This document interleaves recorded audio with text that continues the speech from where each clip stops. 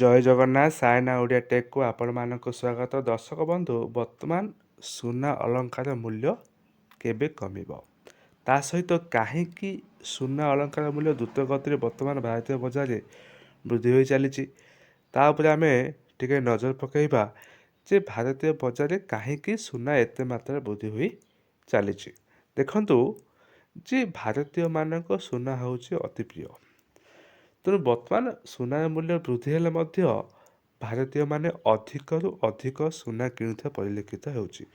ବର୍ତ୍ତମାନ ଆଶ୍ୱସ୍ତିକ ବିଷୟ ହେଉଛି ଦୀର୍ଘଦିନ ବ୍ୟବଧାନ ଫଳରେ ବର୍ତ୍ତମାନ 24 କ୍ୟାରେଟ୍ ସୁନା ମୂଲ୍ୟ ଉପରେ 760 ଟଙ୍କା 10 ଗ୍ରାମ ପ୍ରତି ଏବଂ 22 କ୍ୟାରେଟ୍ 700 ଟଙ୍କା ବର୍ତ୍ତମାନ ହ୍ରାସ ପାଇଛି। ତେଣୁ ଆଗକୁ ମଧ୍ୟ ଅକ୍ଷୟ ତୃତୀୟା ରହିଛି ଏବଂ ବିବାହ ସିଜନ୍ ରହିଛି। ତେଣୁ ସେହି ମାତ୍ରାରେ ସୁନା ମଧ୍ୟ କିଣିବା ବର୍ତ୍ତମାନ ସୁବର୍ଣ୍ଣ ସୁଯୋଗ ଏବଂ ସମସ୍ତେ ମଧ୍ୟ ସୁନା କିଣିଥାନ୍ତି। ତେଣୁ କାହିଁକି ଏତେ ବୃଦ୍ଧି ହେଲା, ପାଖାପାଖି ଆପଣ ଦେଖିବେ ଯେ 75,000 ଟଙ୍କା ସୁନା ଗଲାଣି। କାହିଁକି ଏତେ ବୃଦ୍ଧି ହେଲା? ତେଣୁ ବର୍ତ୍ତମାନ ଦେଖନ୍ତୁ ଦୁଇଟି ଆପଣମାନଙ୍କୁ ମୁଁ ନଜର ପକାଇବି, ଆପଣମାନଙ୍କୁ କହିବି ଯେ ବର୍ତ୍ତମାନ ଭାରତୀୟ ବଜାରରେ ସୁନା 63,000 ଉପରେ ରହିଛି।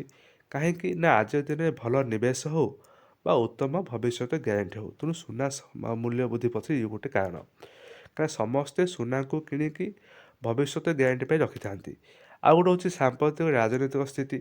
ଦେଖନ୍ତୁ ଯଦି ଆପଣମାନେ ନଜର ପକାଇବେ ଅନ୍ତର୍ଜାତୀୟ ବା ଦେଶରେ ବା ଯୁଦ୍ଧ ପରିସ୍ଥିତି ହେଉ, ଯେପରି ରୁଷିଆ ୟୁକ୍ରେନ୍ ଉପରେ ଆକ୍ରମଣ ଏବଂ ହାମାସ ଉପରେ ଇସ୍ରାଏଲର ଆକ୍ରମଣ। ବର୍ତ୍ତମାନ ଦେଖନ୍ତୁ ସ୍ଥିତି ଯେ ଇସ୍ରାଏଲ ଉପରେ ବର୍ତ୍ତମାନ ଇରାନର ଆକ୍ରମଣ, ଏଇ ତ ଆପଣ ଏଇ ଯୁଦ୍ଧ ପରିସ୍ଥିତି ନଜର ପକାଇବେ, ଏହା ମଧ୍ୟ ସୁନା ବୃଦ୍ଧିର ଅନେକ ଗୋଟିଏ କାରଣ। ତେଣୁ ଆପଣମାନେ ଯଦି ସୁନା ଉପରେ ନିବେଶ କରିବାକୁ ଚାହୁଁଛନ୍ତି, ତେଣୁ ଦେଖି ଚାହିଁ ନିବେଶ କରନ୍ତୁ, କାରଣ ଯେକୌଣସି ମୁହୂର୍ତ୍ତରେ ସୁନାର ମୂଲ୍ୟ ହ୍ରାସ ହୋଇଯାଇପାରେ।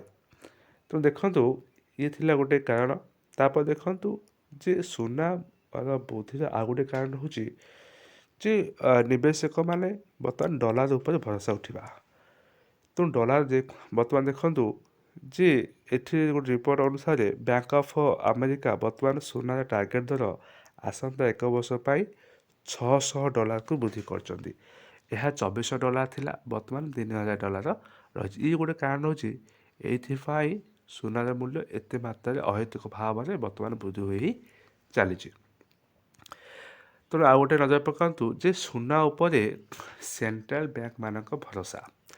ଦେଖନ୍ତୁ ଆପଣମାନେ ଦେଖିଥିବେ ଯେ ଭାରତୀୟ ରିଜର୍ଭ ବ୍ୟାଙ୍କ ମଧ୍ୟ ସୁନା କିଣିବା ପାଇଁ ଇଚ୍ଛୁକ ଏବଂ ସେଣ୍ଟ୍ରାଲ ବ୍ୟାଙ୍କମାନଙ୍କ ମଧ୍ୟ ସୁନା କିଣିବା ପାଇଁ ଭରସା ବା କିଣୁଛନ୍ତି।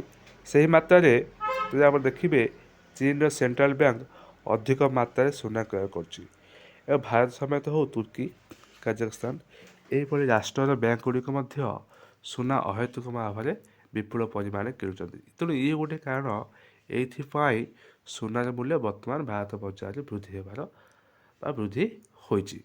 ତେଣୁ ଆପଣ ଦେଖିବେ ଏ 3-4ଟି କାରଣ ଯୋଗୁଁ ବର୍ତ୍ତମାନ ସୁନାର ମୂଲ୍ୟ ଅହେତୁକ ଭାବରେ ବୃଦ୍ଧି ହୋଇ ଚାଲିଛି।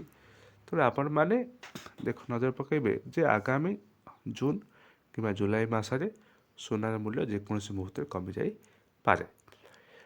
ତେଣୁ ଯଦି ଆପଣମାନଙ୍କୁ ଭିଡ଼ିଓଟିକୁ ଭଲ ଲାଗିଥିବ, ଲାଇକ୍ ସବସ୍କ୍ରାଇବ୍ ନିଶ୍ଚୟ କରିବେ।